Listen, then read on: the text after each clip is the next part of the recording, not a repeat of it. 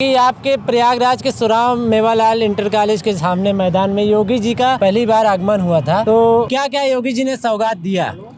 देखिए, आज अनुसूचित मोर्चे का एक काशी क्षेत्र का संगम था और लगभग 16 जनपदों से लोग आए थे यहाँ पर। आज लगभग 3,500 करोड़ का माननीय मुख्यमंत्री जी ने परियोजनाओं का शिलान्यास किया है और ये महाकुंभ जो हमारा 2025 में लगने जा रहा है, इन सारी योजनाओं, जितनी परियोजनाएं हमारी बनी हैं, जिनका शिलान्यास हुआ है, महाकुंभ से पहले इनका उद्घाटन होना है। क्योंकि 2025 में महाकुंभ लगने जा रहा है, उसको दृष्टिगत रखते हुए और अनुसूचित मोर्चे के सर्वांगीण विकास के लिए ये आज कार्यक्रम रखा गया था। चूँकि ऐसा माना जाता है कि अनुसूचित वर्ग जो पहले बसपा से जुड़ा रहा है, अब माननीय प्रधानमंत्री जी के नेतृत्व में, माननीय योगी जी के नेतृत्व में अनुसूचित वर्ग को हम अपनी पार्टी से जोड़ करके उसका सर्वांगीण विकास करना चाहते हैं। उसको हर योजनाओं से, उसको जो वंचित था अब तक, उसको लाभान्वित करना चाहते हैं। ऐसी योजना के तहत आज माननीय मुख्यमंत्री जी का यहाँ पे सुराव की धरती पर एक बहुत भव्य आयोजन रहा। जैसा कि सरकार ने युवाओं के लिए कुछ दिशा दी कि नहीं? देखिए, युवाओं के लिए पूर्ववर्ती सरकारों ने जो भी किया, जैसे भी किया, आप सब जानते हैं कि युवा हमेशा बेरोजगारी को लेकर के हमेशा आगे लड़ाई लड़ता रहता है। लेकिन मैं दावे के साथ कहता हूं, अभी हमारी सरकार ने जो वैकेंसियां पूर्व तक सीमित रह जाती थी, आपने ध्यान दिया होगा कि समाजवादी पार्टी की सरकार में 35,000 लगभग 40,000 यूपीपी की भर्ती निकली थी, जिसमें 35,000 लोग इटावा सैफई और मैनपुरी को हो गए थे। तो हमारी जो भी वैकेंसियाँ लगती हैं पूरे प्रदेश से हम लोग उसका करते हैं और लगभग हर वर्ष 10 लाख नौकरियां देने का माननीय प्रधानमंत्री जी का जो सपना है, वो उसके तहत हमारा प्रदेश भी काम कर रहा है और बहुत सारी वैकेंसियां फाइनल हो रही हैं। अभी बहुत सारी वैकेंसियां हमारी पाइपलाइन में हैं और निश्चित तौर पे आने वाले समय में जो डबल इंजन की सरकार है, उसमें युवाओं का बहुत बड़ा लाभ होने वाला है और ये युवा ही उत्तर प्रदेश का और भारत चूँकि युवाओं का देश है, इसलिए युवा वंश हमेशा आगे बढ़ने का काम करेगा और ये डबल इंजन की सरकार है, माननीय मोदी जी, माननीय योगी जी के नेतृत्व में युवाओं का भी भरपूर साथ मिलेगा, उनको भी समायोजित करने का काम हमारी सरकार करेगी। एक सवाल हमारा लास्ट था, राहुल गांधी ने भारत जोड़ो आंदोलन यात्रा किया था और महागठबंधन टीम, सभी टीमों को मिलाकर इंडिया गठबंधन नाम रखा, आपने सुना होगा।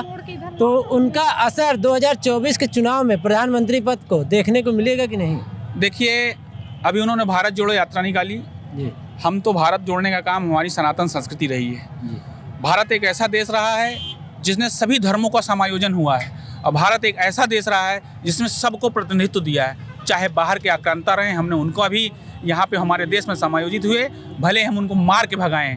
तो अभी जो राहुल गांधी जी, चूँकि उनकी जो विरासत थी वो सरक गई थी, जो माननीय प्रधानमंत्री इंदिरा गांधी जी, राजीव गांधी जी, जवाहरलाल नेहरू, जो उनकी विरासत थी, उनका एक सपना था कि हम सत्ता में रहें हमेशा, तो सत्ता सुख भोग नहीं पा रहे हैं, इस कारण से वो अभी उन्होंने गठबंधन बनाया। आप देखिए, अभी जो 5 राज्यों का चुनाव हो रहा है, उसी में उनके जो इंडी गठबंधन है उसकी पोल खुल गई है। आप देखिए, नीतीश जी ने भी MP में अपने प्रत्याशी उतार दिए हैं और अखिलेश यादव जी ने भी प्रत्याशी उतार दिए हैं। तो ऐसा कैसा इंडी गठबंधन? भाई, आप लोकसभा में चाहते हैं कि मोदी जी को हराने के लिए एक रहें और जब खाने बैठे तो एक दूसरे थाली में हाथ डाल के नोच के खाएं। तो ऐसा नहीं कि गठबंधन, इस गठबंधन का अगर धर्म निभाना अगर कोई सीखे तो भारतीय जनता पार्टी सीखे, क्योंकि हमने गठबंधन जो किया, जब भी जिसके साथ किया, गठबंधन धन का पूर्णतः पालन किया। आज अपना दल का गठबंधन हमारे साथ है और पिछले 4 चुनावों से हमारे साथ है। हमारे साथ कभी कोई आक्षेप नहीं लगा। हम जहाँ चाहेंगे वो हमारे साथ रहेंगे, जहाँ उनको हमने समर्थन दिया वहाँ हमारा प्रत्याशी नहीं लड़ेगा। ये कैसा गठबंधन कि हम गठबंधन भी करें और आपके खिलाफ चुनाव भी लड़ें? तो ऐसा गठबंधन नहीं चलता। यहाँ जितने गठबंधन करने वाले हैं, अभी 2024 आने दीजिए, 2024 में जो 24 लोगों का उनका गठबंधन है, वो मैं दावे के साथ कह रहा हूँ 4 लोग भी बचेंगे, बाकी आपस में इतनी लड़ाई लड़ेंगे। अभी प्रियंका गांधी जी कह रहे हैं मैं फूलपुर से लड़ना चाहती हूँ, नीतीश कुमार जी कह रहे हैं मैं लड़ना चाहता हूँ। तो आप ऐसे देखते रहिए, सब लड़ के मर जाएंगे आपस में और भारत का भविष्य माननीय प्रधानमंत्री जी के हाथों में, नरेंद्र मोदी जी के हाथों में सुरक्षित है और भारत विश्व गुरु बनने की ओर अग्रसर है। अगर माननीय प्रधानमंत्री जी तीसरी बार इस देश में फिर से शपथ लेंगे, जब मैं दावे के साथ कहता हूं, और भारत फिर से विश्व गुरु की ओर जो अग्रसारित है वो आगे बढ़ता रहेगा। MP के चुनाव को देखते हुए